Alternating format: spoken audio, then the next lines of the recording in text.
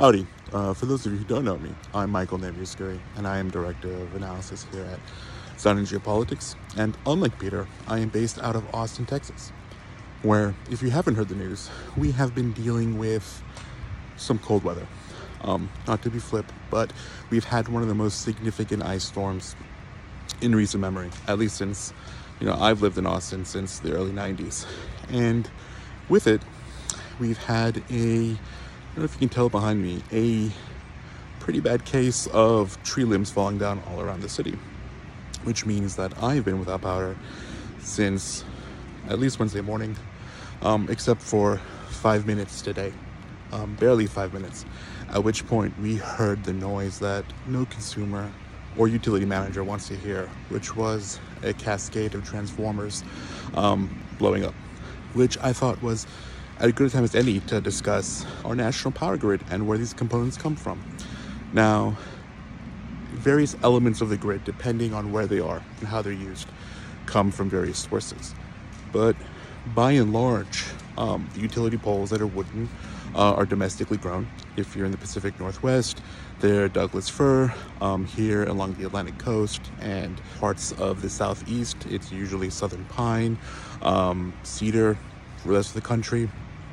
But the cables, the coatings, the transformers, the other components are all part of a global supply chain, and one that continues to face headwinds, and one that potentially could see a shift back to domestic production within the US, or at least North America. When it comes to the cables, wire, copper ore, predominantly produced out of Chile. But the wires that transfer our power are made in a handful of countries. Very technical or high voltage wire typically comes out of the US, Germany, or Japan, less so China and South Korea.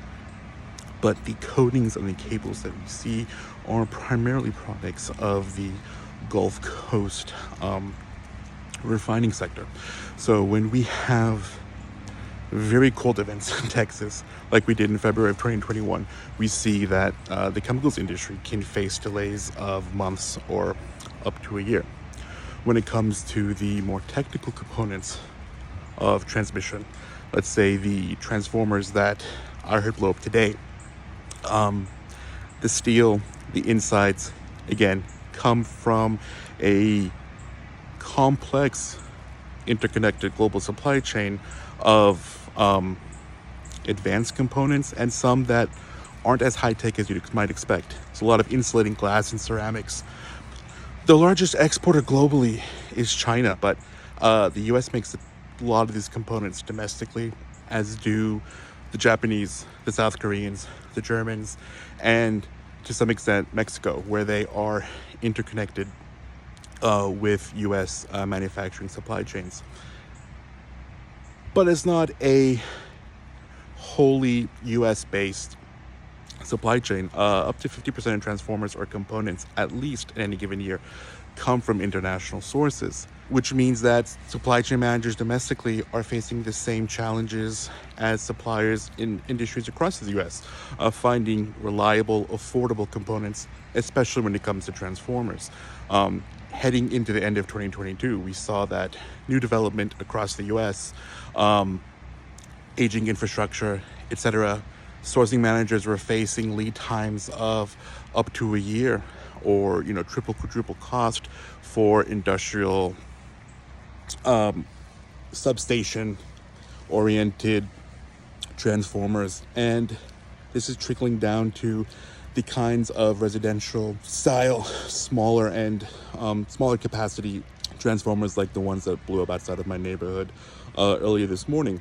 If you are a urban utility manager or a supplier looking for these components, you're facing higher costs, longer lead times, greater delays, and it's a combination of not just the COVID-related supply chain issues that a lot of industries are still grappling with, 2 or 3 years into the pandemic, but also some of the recent upheaval we're seeing within EU and China.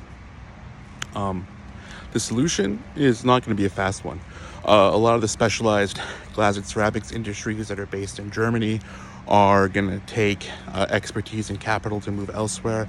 The sheer capacity that's represented by the Chinese industrial system is going to take time and cost to reshore elsewhere. But, a lot of these components have analogs or related industries that are already operating in North America. So this is definitely an industry that I would like to see greater investment come online for within North America in manufacturing in coming years, as we look to eliminate risk and supply chain challenges that come from working with places that are increasingly as unreliable as China.